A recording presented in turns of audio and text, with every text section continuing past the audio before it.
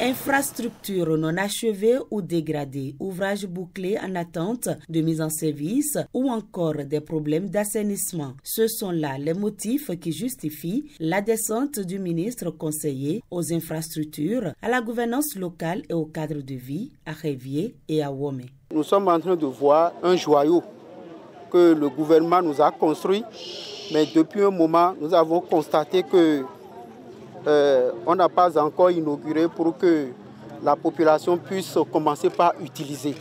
Et c'est des moyens qu'on a mis ici. On a retenu de faire un avenant au marché de Soja Satom pour pouvoir prendre en compte les doléances que les populations sont en train de soulever, à savoir l'aménagement des accès à l'ouvrage.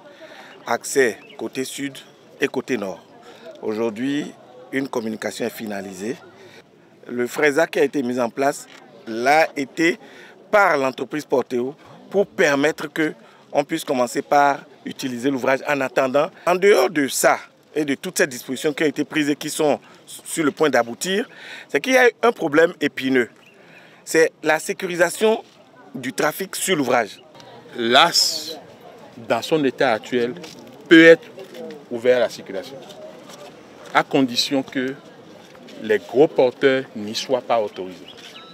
Donc je vais faire cette proposition au gouvernement pour que dans pas longtemps, nous puissions mettre en service l'ouvrage en attendant que l'entreprise Soja Satom, qui a même réalisé les travaux, puisse revenir ici pour faire les accès.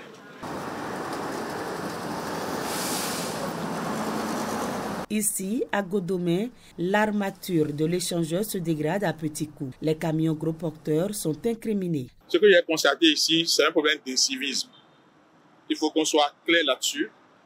Parce que quand on a réalisé cet ouvrage, nous avons fait des portiques de limitation de hauteur, de part et d'autre. Mais on a constaté que les gros porteurs s'organisent pour démanteler ces portiques-là de nuit. Ils démantèlent, on reprend, ils démantèlent, on reprend. Nous ne savons pas encore jusqu'à quel point ils ont endommagé l'ouvrage. Il ne faut pas qu'on soit surpris un matin.